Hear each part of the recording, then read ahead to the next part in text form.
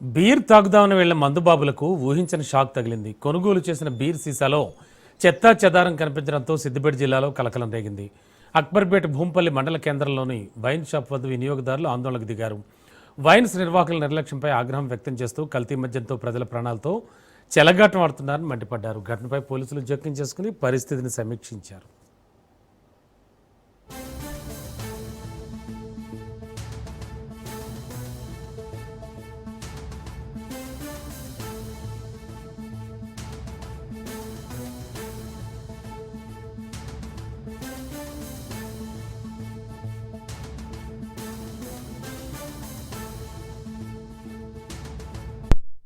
శ్రీ లక్ష్మీనరసింహ వైన్స్లో మేము బీర్ తీసుకోవడం జరిగింది.